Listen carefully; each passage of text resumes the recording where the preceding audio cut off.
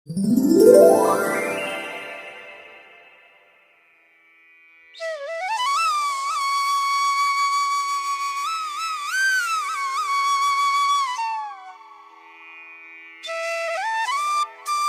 गांव चारों ओर हरियाली से लिपटा हुआ, हवा में मिट्टी की सौंधी खुशबू बसी रहती थी।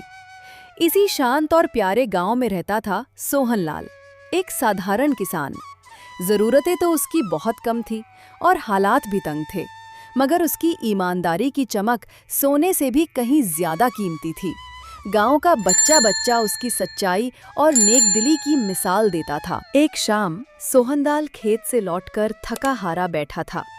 उसकी पत्नी शारदा ने प्यार से कहा, अरे, आप थोड़ा आराम कर लो ना जी, काम तो पूरी जिंदगी चलता रहेगा। अपनी क्या हालत बना ली है, देखो। सही कहती हो भाग्यवान, लेकिन ये फसल का समय है। अगर मैंने ध्यान नहीं दिया तो बहुत नुकसान हो जाएगा। हाँ, पर अपनी सेहत का भी तो ध्यान रखना चाहिए। अकेले आप ही तो सब कुछ करते हो। अगर आपको कुछ हो गया तो मैं कहाँ जाऊंगी। अरे तुम चिंता मत करो, मैं एकदम ठीक हूँ। बस एक बढ़िया सी चाय बना दो, फिर मैं खेत पर लौटता हूँ। ठीक है, आप जाइए, मैं थोड़ी देर में चाय लेकर आती हूँ। शारदा चाय बनाने चली गई और सोहनलाल फिर से अपने खेत की ओर चल दिया।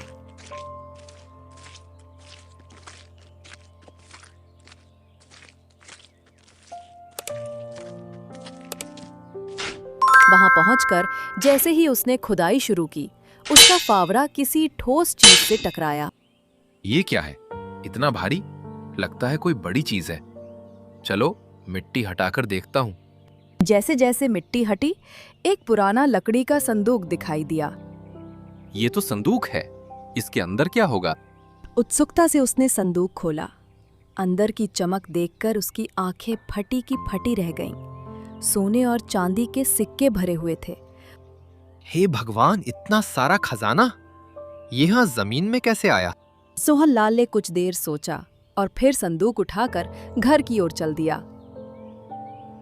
घर पहुंचकर उसने संदूक शारदा के सामने रख दिया। शारदा ने खोला और अंदर का खजाना देखकर हैरान रह गई। हे भगवान, इतना धन ये कहाँ से लाए आप? ये मुझे खेत में खुदाई करते हुए मिला, जमीन के नीचे दबा हुआ था। अगर हम इसे रख लें तो हमारी सारी मुश्किलें खत्म हो जाएंगी। नहीं शारदा, ये हमारा नहीं है। हो सकता है किसी का खोया हुआ खजाना हो। दूसरों की चीज अपने पास रखना चोरी होगी। पर किसी को पता कैसे चलेगा? कोई ढूंढने तो आएगा नहीं। बात तो सही है, पर अगर इसका कोई असली मालिक हुआ तो उसका हक बनता है। हम किसी का हक नहीं छीन सकते। आपकी ईमानदारी कभी नहीं बदलती सोहनलाल। ठीक है, जैसा आप चाहें। हाँ, ईमानदारी से बड़ा कोई खजाना नहीं होता। ठीक है, जो आपको सही लगे वही करो। मैं तो बस चाहती हूँ कि हमारे घर में सुख शांति बनी रहे। मेरा भी यही सपना है। भगवान पर भरोसा रखो, सब अच्छा होगा। लेकिन इसे ढूंढने कौन आएगा? यह तो पता नहीं कितने सालों से जमीन में दबा होगा। चाहे कितना भी पुराना हो, जो हमारा नहीं उसे रखना गलत है। मैं कल सुबह इसे गांव के मुखिया जी को सौंप दूंगा। सोहनलाल ने अगले दिन सुबह होते ही खजाना मुखिया विजय सिंह के पास पहुंचा दिया। प्रणाम मुखिया जी, मैं आपसे एक जरूरी बात करने आया हूँ। अरे सोहनलाल, सुबह सुबह कैसे? सब ठीक तो है ना? जी मुखिया जी, सब ठीक है। मैं तो बस कल खेत में मुझे ये संदूक मिला। इसमें सोने चांदी के सिक्के भरे हैं। मैं इसे अपने पास नहीं रख सकता, इसलिए आपको सौंपने आया हूँ। ना सारा खजाना? ये किसका होगा? हाँ मुखिया जी, आप इसे रख लीजिए और असली मालिक तक पहुंचा देना। बहुत अच्छा सोहनलाल, तुम्हारी ईमानदारी की मिसाल दी जाएगी। अरे मुखिया जी, ईमानदारी से बड़ा कोई धन नहीं है। ठीक है, मैं इसे संभाल कर रखता हूँ और पूरे गांव में खबर करवाता हूँ। धन्यवाद मुखिया जी, मैं चलता हूँ। सोहनलाल तो चला गया, लेकिन मुखिया की आंखों में खजाने का लालच आ गया। अगर इसे राजा को सौंप दूं तो सिर्फ नाम मिलेगा। अगर मैं इसे रख लूं तो मेरी सारी गरीबी खत्म हो जाएगी। इसे राजा को देने की क्या जरूरत है? किसे पता है कि सोहनलाल ने ये मुझे दिया है। मुखिया ने खजाना अपने घर में छिपा दिया। शाम को उसकी पत्नी विमला ने संदूक देखा। ये संदूक कहाँ से आया जी? इसमें तो सोना चांदी भरा है। ये सोहनलाल को खेत में मिला था। मैंने सोच लिया है, इसे हम ही रख लेंगे। पर ये तो चोरी है ना? अगर किसी को पता चला तो? किसी को कुछ पता नहीं चलेगा। सोहनलाल भोला है। अगर राजा को पता चला तो? राजा तक बात पहुंचेगी ही नहीं। ये खजाना अब हमारा है। मुखिया लालच में आ चुका था। सोहनलाल को इस धोखे का कोई अंदाजा नहीं था। मुखिया जी ने खजाना रख लिया? क्या कहा उन्होंने? हाँ, मैंने उन्हें दे दिया। अब वही असली मालिक को ढूंढ कर देंगे। कहीं वह उसे अपने पास ही तो नहीं रख लेंगे? नहीं शारदा, मुखिया जी बहुत नेक इंसान हैं। वो ऐसा नहीं करेंगे। फिर भी खजाने में बड़ा लालच होता है। मुझे डर लगता है। डरने की क्या बात है? हमने कुछ गलत नहीं किया। जो सही था वही किया। बाकी सब भगवान पर छोड़ दो। सोहनलाल की ईमानदारी कायम थी, पर मुखिया का लालच उसे गलत रास्ते पर ले जा चुका था। गांव के चबूतरे पर कुछ किसान बातें कर रहे थे। सुना तुमने? सोहनलाल को खजाना मिला था। हाँ, और उसने बिना लालच के मुखिया जी को दे दिया। आजकल कौन ऐसा होता है? सच में उसकी ईमानदारी की मिसाल दी जाती है। पर एक बात समझ में नहीं आई। मुखिया जी को खजाना मिले 1 महीना हो गया, पर असली मालिक के बारे में कोई खबर नहीं है।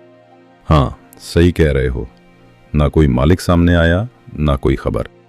और देखो, मुखिया जी का घर कितना बदल गया है। पहले टूटी फूटी झोपड़ी थी, अब नया घर और बैलगाड़ी आ गई है।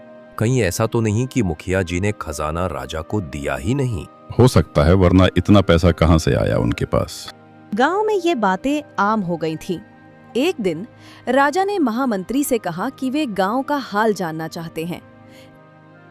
महामंत्री, मैं चाहता हूं कि हम साधारण वेश में गांव का हाल जानने चले। बहुत अच्छा विचार है महाराज।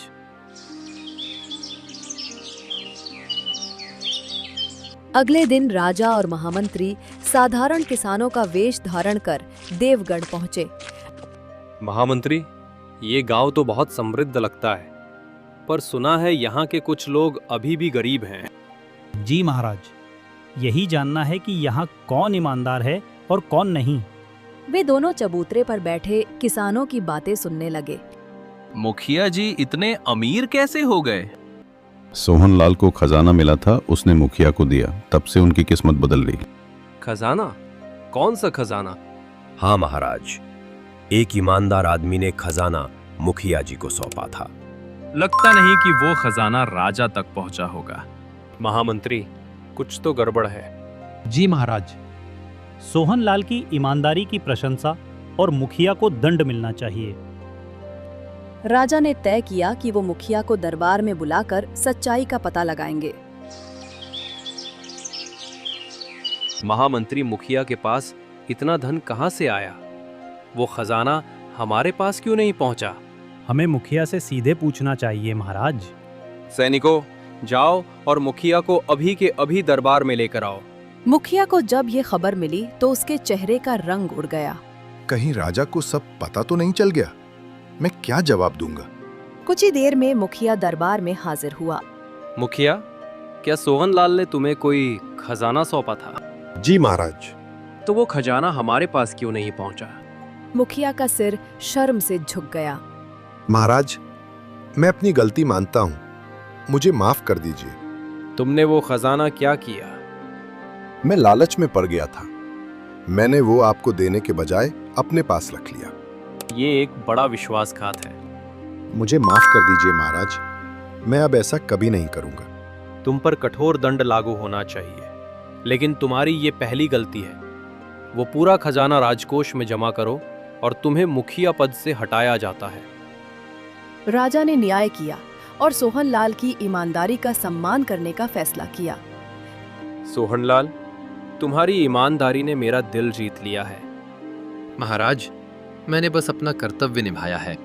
हम तुम्हें अपने दरबार में एक सम्मानित पद देना चाहते हैं। मैं एक साधारण किसान हूँ। क्या मैं इस योग्य हूँ? तुम इस योग्य हो सोहनलाल। राजा ने सोहनलाल को एक महत्वपूर्ण पद और जमीन दी। उसकी मेहनत और ईमानदारी ने उसे पूरे राज्य में सम्मानित कर दिया। सोहनलाल, आपकी ईमानदारी ने हमें कितना सम्मान दिलाया है। हाँ शारदा, सच्चाई की राह कठिन होती है पर अंत में जीत उसी की होती है। इस तरह सोहनलाल को उसकी ईमानदारी का सही फल मिला।